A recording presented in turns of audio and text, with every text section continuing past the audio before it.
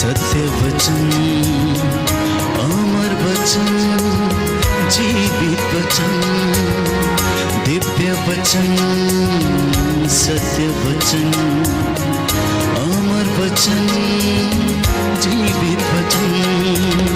साई दा बामा बनी दा बामा बगरे रे सनी रे सनी रे सनी रे सनी रे सा।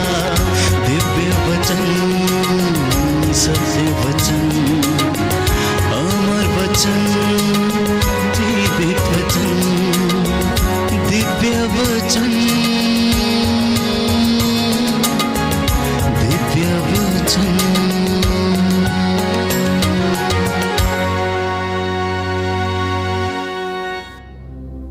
अपने परिवार में जहां पर आप इस वक्त एकत्र हैं, जहां पर 2 या 3 प्रभु कहता मेरे नाम से एकत्र होंगे, मैं उनके बीच में हाजिर रहूंगा। प्यारे भाई, प्यारी बहन, मनुष्य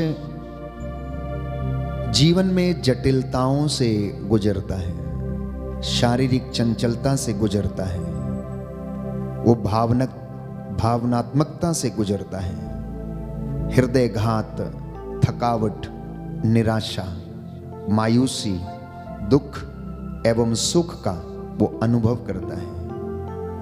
आज इस पवित्र आराधना में अपनी इन तमाम जटिलताओं को, समस्याओं को प्रभु के चरणों में सौंप देना प्यारे भाई, प्यारी बहन। अपने जीवन की कमजोरियों को, जटिलताओं को, समस्याओं को, बेरोजगारी को, आर्थिक तंगी को, कर्ज को और खराब रिश्तों को एक नए सिरे से देखने की कोशिश करना। ईश्वर के चरणों में बैठकर आंसू बहाना, अपने शोक को व्यक्त करना, अपने आंसुओं को प्रार्थना में बदल देना। आज अपने आंसुओं को बाहर लाना। आने दीजिए अपने आंसुओं को बाहर, ताकि मन से, हृदय से दुश्मनी का, हर प्रकार के दुख का जो बोध है, जो मैल है, वो निकल जाए। अपराध बोध, हर प्रकार की अंधकार की शक्तियों का प्रभाव, जाने अनजाने में जो गलत कार्य हो गए, बुराई के रास्ते से गुजरे, आज प्रभु के सामने बैठकर त्याग देना। प्रभु आपको आमंत्रित कर रहे हैं। थके मांदे और बोझ से दबे हुए लोगों, तुम सब मेरे पास आओ, मैं तुम्हें विश्राम दूंगा। तुम अपनी दृष्टि प्रभु की ओर लगाओ और आनंदित हो जाओ। तुम फिर कभी निराश नहीं होंगे। यदि तुम अपना आनंद प्रभु में खोजोगे तो वो तुम्हारे मनोरथ पूरे करेगा। Every family, now if you have been connected with us in the heart and mind and in the two spirit, offer your families to the Lord. प्रभु को अपने परिवारों को समर्पित करते जाएं प्यारे भाई और बहनों। प्रभु का निमंत्रण है, मेरे पास आओ, मैं तुम्हें विश्राम दूंगा, मुझ में रहो, मैं तुम में रहूंगा, मैं तुम्हें आकर चंगा कर दूंगा, मैं तुम्हें स्वस्थ करूंगा, मैं तुम्हारे घावों को भर दूंगा, मैंने तुम्हारे आंसुओं को देखा है, मैं तुम्हारी बातों से भली भांति परिचित हूँ, तुम्हारे दुखों से भली भांति परिचित हूँ। मैं जानता हूँ तुम थक जाते हो, मैं जानता हूँ तुम निराश हो जाते हो, मैं तुम्हारी बाट जोहता रहता हूँ। सुबह उठते हो तुम, तैयार होते हो और दफ्तर जाते हो, शाम को थक के आते हो, तुम्हें मेरी जरा सी भी चिंता नहीं रहती। तुम अपना बैग फेंक देते हो, अपने वस्त्र उतारते हो, तुम खाते हो और पीते हो और तुम अपनी शैया पर सोने के लिए चले जाते हो। मैं तुम्हारा कितना इंतज़ार करता हूँ कि तुम मेरे पास आओ तो मैं तुम्हें आशीष प्रदान करूँ। मैं जानता हूँ कि तुम्हें इन संसार की परिस्थितियों से अपना पसीना बहाकर मेहनत करके अत्यंत मेहनत करते हो, कष्टों से गुजरते हो। मेरे बेटे मेरे पास लौटो, मैं तुम पर दया करूंगा। हम दोनों एक साथ मिलकर विचार करें, आओ मेरे साथ यशायाह नबी का ग्रंथ अध्याय 1 पद संख्या 16 और उससे आगे। आओ हम एक साथ विचार करें। तुम्हारी गलतियां, कमजोरियां, पाप कितने भी बड़े क्यों ना हों, कितने भी मटमैले किरमिच की तरह क्यों ना हों, मैं उन्हें सफेद कर दूंगा। मैं तुम्हारे गुनाहों को तुमसे इतनी दूर कर दूंगा जितना पूरब से पश्चिम दूर है। मैं तुम्हारे गुनाहों को तुमसे इतना दूर कर दूंगा जितना पूरब से पश्चिम दूर है।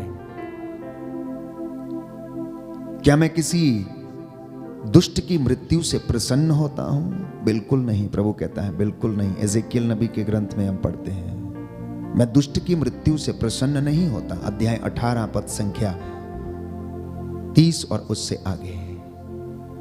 प्रभु नहीं चाहता कि किसी भी पापी का विनाश हो जाए, वो इन तमाम लोगों को बचाना चाहता है। प्यारे भाई और बहनों, ये निमंत्रण आपके लिए है, आपके परिवार के लिए है। Feel the presence of the Lord. अनुभव करें, वो सामर्थ आपके बीच में है। वो प्रभु आपसे बातें कर रहा है। प्यारे भाई और बहनों, वो प्रभु आपसे बातें कर रहा है। आज उससे कुछ बातें कर लीजिए आप भी। हो सकता है कि आप निराश हैं, हो सकता है आप आनंद में हैं, हो सकता है आप बहुत सुखी हैं, हो सकता है कि आज आपकी बहुत बड़ी लॉटरी लग गई है, हो सकता है कि आज आपको बहुत धन मिला है, हो सकता है कि आज आपके दफ्तर में आपको किसी ने बहुत मान सम्मान दिया। यह भी हो सकता है कि आज आपने जो सोचा था वो पूरा हो गया है। अब प्रभु ये कह रहे हैं, अगर तूने मुझसे सवाल करने हैं तो मैं भी तुझसे कुछ कहना चाहता हूं। अगर तू मुझसे कुछ पूछना चाहता है तो मैं भी तुझसे कुछ पूछना चाहता हूं और कहना चाहता हूं तुझसे। तो पूछ रहा है कि मेरी जिंदगी में इतना कष्ट क्यों है, दुख क्यों है, आदर क्यों नहीं, सम्मान क्यों नहीं, मैं क्यों दिन रात पसीना बहाता हूं, शांति मुझे क्यों नहीं मिलती, मैं क्यों तेरी मार्ग पर चल नहीं पाता हूं, ऐसा क्यों है, क्यों तू मेरा साथ छोड़ देता है। तो प्रभु ये कह रहा है कि मैं तेरा साथ कभी नहीं छोड़ता हूं। बस तो उस समय भूल जाता है कि जब तू दुख में होता है, कष्ट में होता है, तो मैं तुझे गोद में उठाए चलता हूं, अन्यथा तेरा सर्वनाश हो जाएगा। मैं तेरी हर जरूरत को पूरा करता जाता हूं। तो कहता है कि अगर तू सुखी रहना चाहता है, शांति प्राप्त करना चाहता है, तो योहन के सुसमाचार अध्याय 22 पद संख्या 21 में कहता है कि तुम ईश्वर से मेल कर लो और फिर तुझे सुख और शांति मिलेगी। ये प्रभु का जवाब है आपके लिए। अगर कोई आज ये पूछ रहा था इस वक्त कि मेरे जीवन में शांति क्यों नहीं है, मेरे जीवन में कष्ट क्यों है, मेरे जीवन में ये समस्या क्यों है, मेरे जीवन में ये बंधन टूटता क्यों नहीं है, तो यीशु आपको जवाब दे रहे हैं। योहन के सुसमाचार अध्याय 22 पद संख्या 21। ये जवाब आपके लिए है, व्यक्तिगत रूप से है, आपके परिवार के लिए है, पति पत्नी के जीवन के लिए है। यदि आपका जीवन अच्छा नहीं है, मन मुटाव है और आप सोचते हैं कि हमारा रिश्ता अच्छा क्यों नहीं होता है, तो प्रभु कहता है कि तुम ईश्वर से मेल कर लो और फिर तुम्हें सुख शांति मिलेगी। प्रभु का पहला जवाब है आपके लिए। उसका दूसरा जवाब यह है, जब आपने यदि पूछा है कि मेरी पीड़ा का अंत क्यों नहीं होता, मैं रोगशैया पर पड़ा रहता हूं, क्यों मेरा दुख नहीं मिटता, क्यों मैं अंधकार में बैठा रहता हूं, तो दूसरा वचन प्यारे भाइयों और बहनों, यशायाह नबी के ग्रंथ अध्याय 55 पद संख्या 7 में प्रभु का वचन आपको जवाब के रूप में प्रभु दे रहे हैं कि पापी अपना मार्ग छोड़ दे और दुष्ट अपने बुरे विचारों को त्याग दे। पापी अपना मार्ग छोड़ दे और दुष्ट अपने विचार त्याग दे। वो प्रभु के पास लौट आए और वह उस पर दया करेगा, क्योंकि ईश्वर दया सागर है। अगर किसी ने पूछा कि तेरी दया कहां है, तेरी करुणा कहां है, तो क्यों हमसे दूर चला जाता है, तो क्यों हम पर दया नहीं करता है। प्यारे भाइयों और बहनों, प्रभु ने जवाब दिया कि तुम अपना मार्ग, पाप का मार्ग छोड़ दो, दुष्ट अपने बुरे विचारों को त्याग दे, वह प्रभु के पास लौट कर आए और वह उस पर दया करेगा, क्योंकि हमारा ईश्वर दया सागर है। प्रभु ये कहता है, तुम लोगों के विचार मेरे विचार नहीं, जो मेरे मार्ग तुम लोगों के मार्ग नहीं है। तो कहता है जैसा तुम सोच रहे हो वैसा नहीं है, मैं वैसा नहीं सोच रहा हूं। मैं तेरे कल्याण की बातें सोच रहा हूं, परंतु तू अपने स्वार्थ की बातें सोचता है। कहता है मैं तेरे कल्याण की बात सोच रहा हूं, लेकिन तू अपने स्वार्थ की बात सोच रहा, इसलिए स्वर्ग में तेरी सुनवाई नहीं हो रही और तू कष्ट में जीवन बिताता है। तू बहुत बोता है लेकिन कम लुनता है। तू बहुत बोता है, तू कम लुनता है, क्योंकि तू मुझे ठगता है। तू मुझे दशमांश में और भेंटों में ठगता है। तू सत्य नहीं बोलता, तू झूठ बोलता रहता है, इसलिए तू अपने ही बुने हुए जाल में फंस जाता है, इसलिए तू कष्ट में रहता है। अगर तू मुझसे ये पूछता है कि मेरी पीड़ा का अंत नहीं होता, क्यों नहीं होता, तो उसका कारण ये है कि तू अपने बुरे रास्तों को छोड़ और मेरे पास चला, क्योंकि मेरी योजनाएं तेरी योजनाएं नहीं हैं, मेरे मार्ग तेरे मार्ग नहीं हैं। एक और जवाब प्रभु आपको दे रहे हैं और वो ये है प्यारे भाइयों और बहनों, एजेकियल नबी का ग्रंथ अध्याय 18 पद संख्या 20 से मैं आपके लिए पढ़ूंगा। कहता है जो पाप करता है वह मर जाएगा, पुत्र अपने पिता के पाप का दंड नहीं भोगेगा और पुत्र के पाप का दंड पिता नहीं भोगेगा। धर्मी को अपनी धार्मिकता का फल प्राप्त होगा और दुष्ट को अपनी दुष्टता का फल मिलेगा। यदि पापी अपना पुराना पाप में जीवन त्याग कर मेरी सब आज्ञाओं का पालन करता और धार्मिकता तथा न्याय के पथ पर चलने लगता है, तो वो अवश्य जीवित रहेगा, मरेगा नहीं। हे इज़राइलियों, तुम क्यों मरना चाहते हो? हे इज़राइलियों, तुम क्यों मरना चाहते हो? पश्चाताप करो, प्रभु के पास लौटो और वो तुम पर दया करेगा। क्या जाने वो सहज ही द्रवित हो जाए और तुम पर दया कर दे। बोलिए आमीन, आमीन, हालेलुया। हालेलुया। हे प्रभु यीशु, हे प्रभु यीशु, मैं इस वचन को ग्रहण करता हूँ। मैं इस वचन को ग्रहण मुझ करता पर हूँ। दया कीजिए, मुझ पर दया कीजिए, मेरे परिवार पर दया कीजिए। मेरे परिवार पर दया कीजिए। Hallelujah, hallelujah. आइए प्रभु यीशु, आइए प्रभु यीशु, मेरे घर में, मेरे घर में, मेरे परिवार में, मेरे परिवार मेरे में, जीवन पर, मेरे जीवन पर अधिकार लीजिए। अधिकार लीजिए। Hallelujah, hallelujah, hallelujah. हालेलुया। तो कहता है कि अपने पुराने जीवन का और पापों का भार तुम लोग फेंक दो, अलग करो और धार्मिकता तथा न्याय के पथ पर चलो, और यदि तुम ऐसा करोगे तो अवश्य जीवित रहोगे। उसके सब पापों को भुला दिया जाएगा और वह अपनी धार्मिकता के कारण जीवित रहेगा। कहता है विश्वासी धर्मी व्यक्ति अपनी धार्मिकता के कारण जीवित रहेगा, लेकिन दुष्ट अपने पापों के कारण मर जाएगा। तो कहता है कि प्रभु ईश्वर का यह कहना है, क्या मैं दुष्ट की मृत्यु से प्रसन्न हूं? क्या मैं ये नहीं चाहता कि वह अपना मार्ग छोड़ दे और जीवित रहे? जब आपने सवाल किया कि मुझे कुछ करनी है बात, यीशु आज तेरे साथ, और मैं विश्वास करता हूं कि अनेक लोगों के मन में अनेक बातें सवाल के रूप में आई होंगी।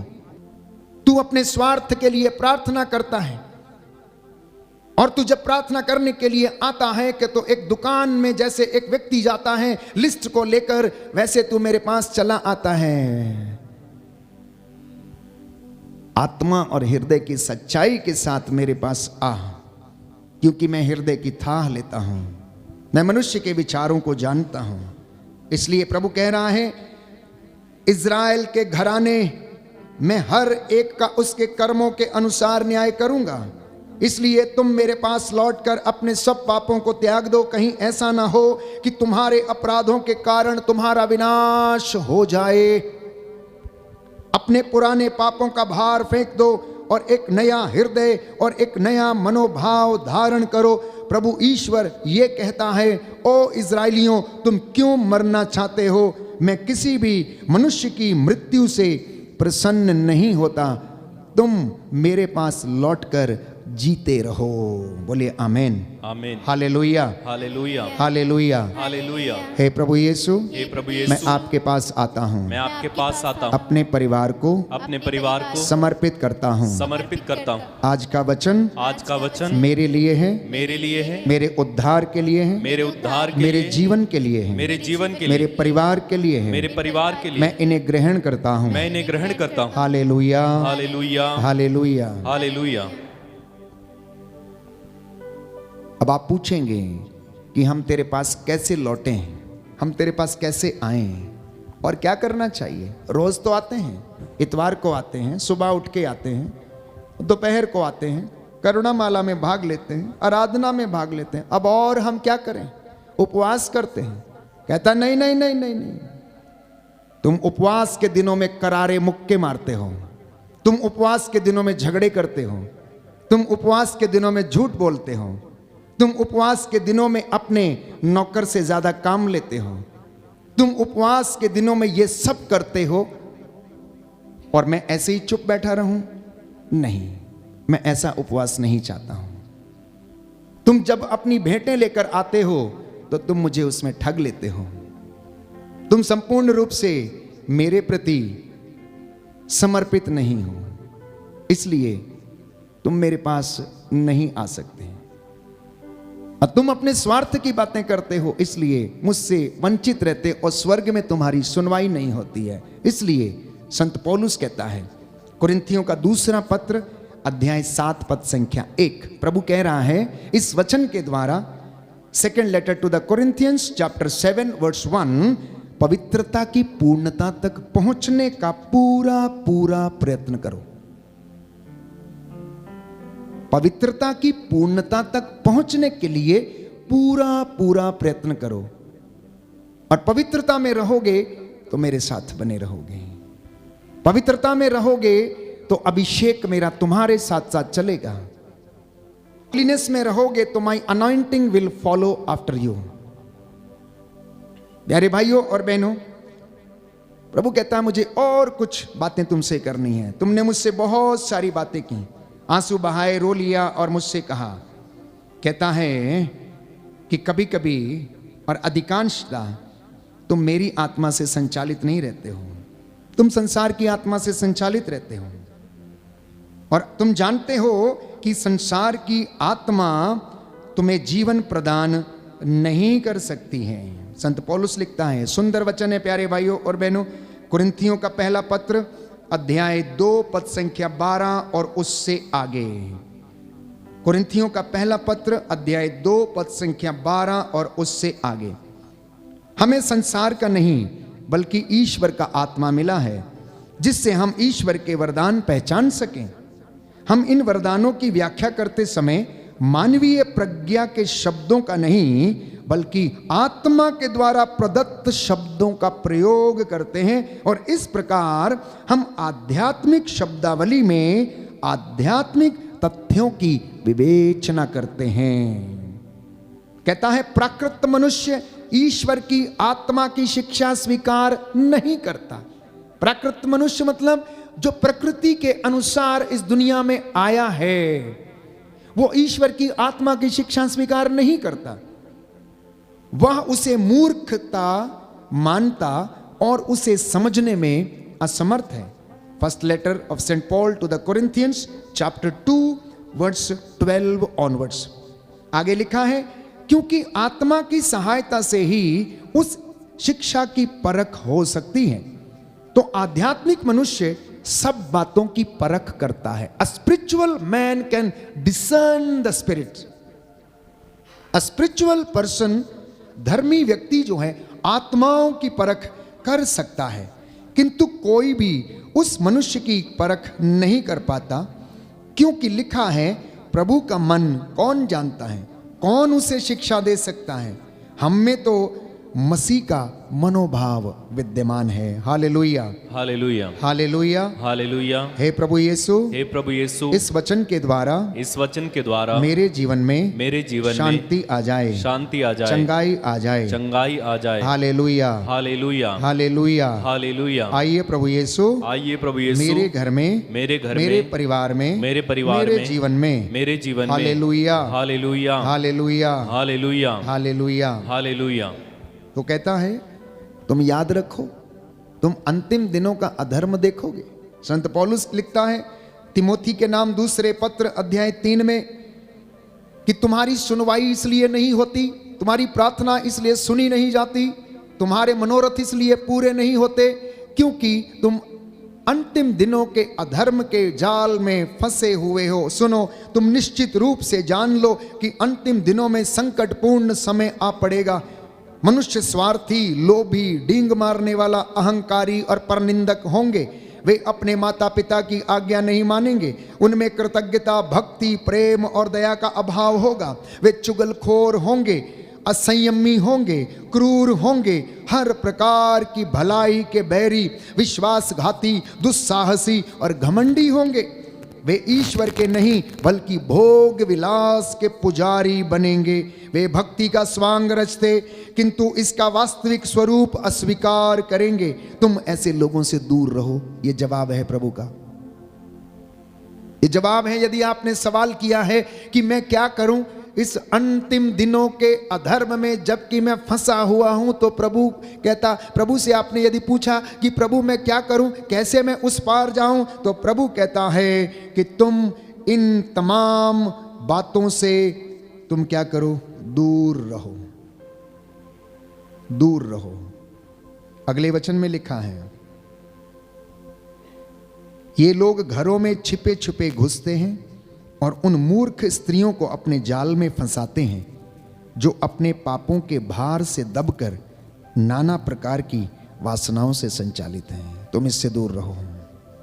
तुम चाहते हो कि तुम मेरी हजूरी में आओ, तुम चाहते हो कि पवित्रता में रहो, तुम चाहते हो कि मेरी आशीष तुम पे बरसे, तुम चाहते हो कि तुम मेरे साथ रहो और मैं तुम्हारे साथ रहूं, तो कहता है अंत के दिनों के अधर्म से तुम बचे रहो, स्वार्थ से, डींग हाँकने वाले व्यक्ति से, क्योंकि ये सारी सांसारिक आत्माएं हैं। प्रियजनों, सांसारिक आत्माएं भले ही उनकी आवाज नहीं है, जिस तरह अदन वाटिका में सांप ने हेवा को आवाज लगाई, उससे बातचीत की। हो सकता है आज की संसारिक दुष्ट आत्माएं और बुराइयों की आवाज ना हो, परंतु जब वे डसती हैं तो वो विनाश की ओर ले जाती हैं, वो सर्वनाश की ओर ले जाती हैं। इसलिए संत योहन के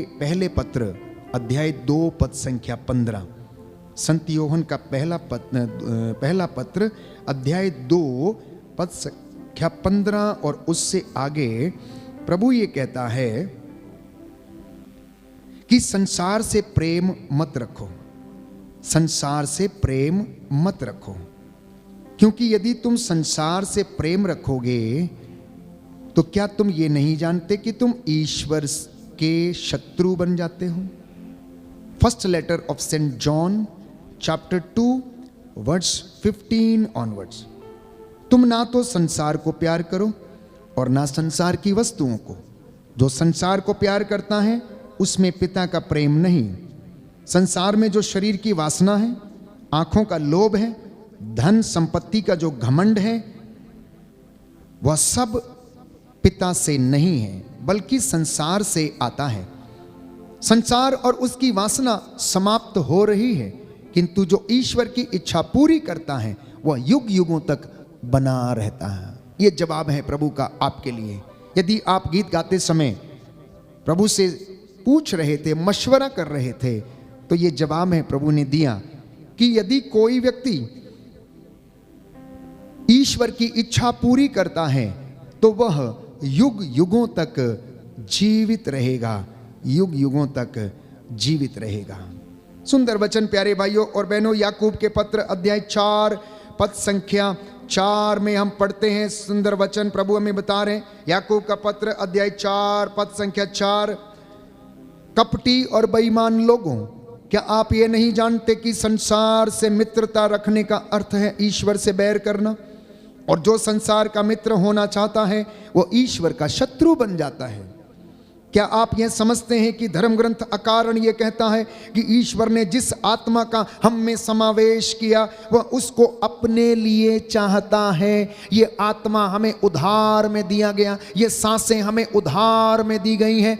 जो प्राणवायु आदम के नथनों में फूंका गया और उसी को हम अपने अंदर महसूस करते हैं, ये उधार में हमें दी गई है। और ईश्वर का ये जीव जो हमारे अंदर सक्रिय है वो हमसे वापस मांगा जाएगा। बाइबल ये कहती है कि ईश्वर ने जिस आत्मा का समावेश आपके अंदर किया है वो उसे अपने लिए चाहता है। इसलिए यीशु ने कहा कि इंसान ईश्वर को दे ही क्या सकता है, अपनी आत्मा के सिवा उसे दे ही क्या सकता है। मनुष्य को इससे लाभ क्या है यदि वो पूरी दुनिया प्राप्त कर ले लेकिन अपनी आत्मा को गंवा दे। क्योंकि ईश्वर उस जीव को, आत्मा को अपने लिए चाहता है। सुंदर वचन है, लिखा है, क्या आप ये नहीं समझते कि ईश्वर ने जिस आत्मा का हम में समावेश किया है वह उसको अपने लिए ही चाहता है। इसलिए पवित्रता के लिए मेहनत करना। Letter of Saint James chapter 4 verse 4, letter of Saint James chapter 4 verse 4। तो रोमियो को लिखते हुए प्यारे भाइयों और बहनों, संत पौलुस हमें याद दिलाता है कि आपको दासता की आत्मा नहीं दी गई है, आपको आजादी की आत्मा दी गई है, आपको स्वतंत्र किया गया है। क्यों आप जाल में फंसना चाहते हैं? और संत पौलुस लिखता है प्यारे भाइयों और बहनों, कहता है कि हम शैतान की चालों को अच्छी तरह समझते हैं, इसलिए हम उसके फंदे में पड़ना नहीं चाहते हैं।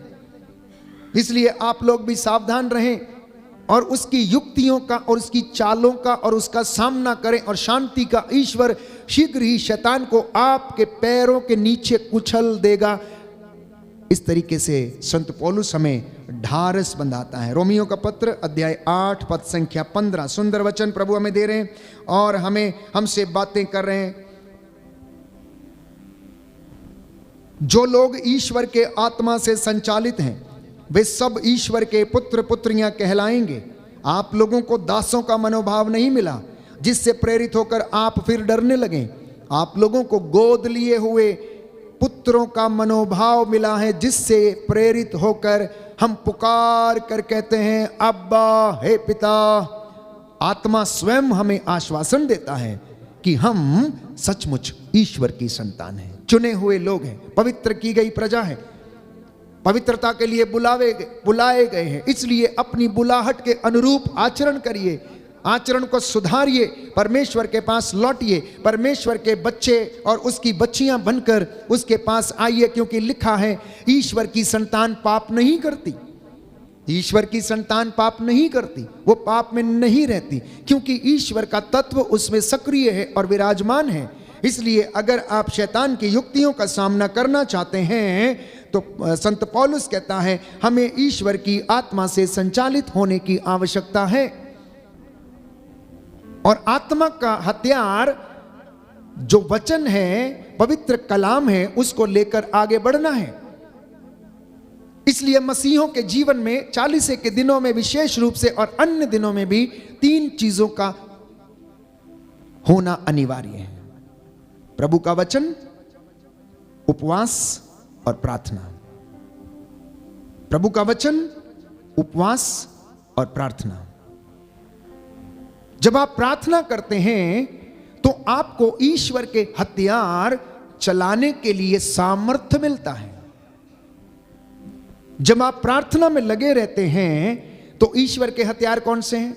अफेसियों का पत्र अध्याय 6 पद संख्या 10 और उससे आगे, अब आप लोग ईश्वर के अपार सामर्थ्य से बल ग्रहण करें, क्योंकि हमारी लड़ाई मनुष्यों से नहीं, हमारी लड़ाई आकाश की दुष्ट आत्मा से है, इस संसार के अधिपतियों से है, अंधकार की शक्तियों से है।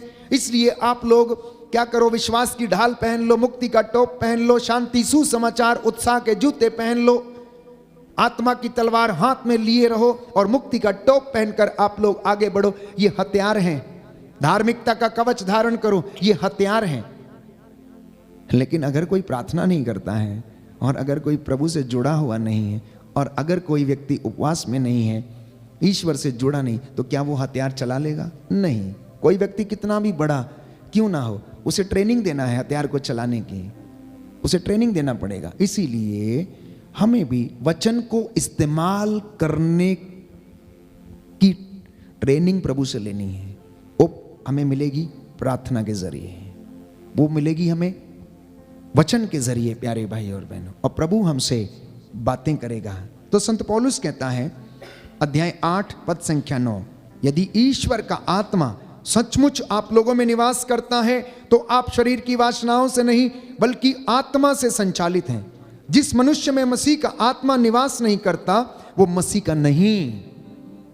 दाहिना हाथ उठाकर वचन दोहराएंगे, अंगीकार करेंगे। Hallelujah hallelujah. संत पौलुस कहता है, संत पौलुस कहता है रोमियो का पत्र रोमियो का पत्र अध्याय 8 अध्याय पद 8 संख्या 9, पद संख्या 9, यदि ईश्वर का आत्मा यदि ईश्वर का आत्मा सचमुच आप लोगों में निवास करता है सचमुच आप लोगों में निवास तो करता है आप शरीर की वासनाओं से नहीं तो आप शरीर की वासनाओं से नहीं बल्कि आत्मा से संचालित हैं। बल्कि आत्मा से संचालित हैं। जिस मनुष्य में मसीह का आत्मा निवास नहीं करता मसीह का आत्मा निवास नहीं करता वह मसीह का नहीं है। वह मसीह का नहीं है। यदि मसीह आप में निवास करते हैं यदि मसीह आप में निवास करते हैं तो पाप के फलस्वरूप शरीर भले ही मर जाए किंतु पाप मुक्ति के फलस्वरूप आत्मा को जीवन प्राप्त है। आत्मा को जीवन प्राप्त है। आत्मा को जीवन प्राप्त है। आत्मा को जीवन प्राप्त है। Hallelujah hallelujah hallelujah hallelujah. जी हाँ प्यारे भाइयों और बहनों, पाप के फलस्वरूप शरीर भले मर जाए लेकिन अगर आप में मसीह का आत्मा निवास करता है तो आपकी आत्मा प्यारे भाइयों और बहनों प्रभु मसीह में जीवित है और उसे उसका वरदान प्राप्त है। तो आज का ये वचन जो प्रभु ने हमें दिया ये हमारे लिए था। इसलिए आत्मा की परख करने के लिए सीखिए। सांसारिक आत्मा बहकावे में डालती है, सांसारिक आत्मा प्रलोभन देती है। सांसारिक बातों से, सांसारिक दृष्टि से जब हम संचालित होते हैं तो अनेक प्रकार के प्रलोभन आते हैं। हम ऐसा करें, हम वैसा करें, हम यहाँ जाएं, हम ये कर लें, कोई फर्क नहीं पड़ता, सब कुछ चलता है, नो प्रॉब्लम। ये सांसारिक सोच प्यारे भाई और बहनों। लेकिन धर्मी व्यक्ति वो सोचता है, उसे ईश्वर का खौफ है, उसे परमात्मा का खौफ है, क्योंकि वो देखता है कि परमेश्वर देख रहा है। क्योंकि बाइबल कहती है वो भले और बुरे दोनों पर अपना सूरज उगाता है और ईश्वर आसमान से अपनी दृष्टि गढ़ाए रहता है। कहता है तेरे घर की चार दीवारी निरंतर मेरी आंखों के सामने रहती है। इसलिए स्तोत्रकार कहता मैं कहां जाऊं, मैं कहां छुपूं।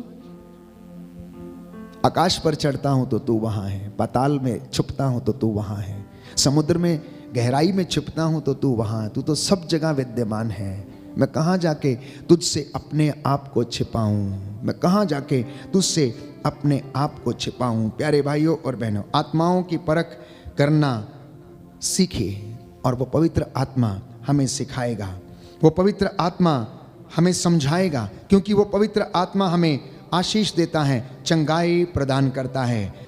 प्रभु ने आज हमसे बातें की हैं, हमारे सवालों के जवाब उसने हमें दिए हैं। संत पौलुस कहता है पवित्रता की पूर्णता तक पहुंचने का प्रयत्न करें, धार्मिकता में बने रहें, अभिषेक में बने रहें। आपकी धार्मिकता आपके आगे आगे चले। उपवास, प्रार्थना और वचन के द्वारा आप शैतान का सामना कर सकते हैं, आप जय हासिल कर सकते हैं।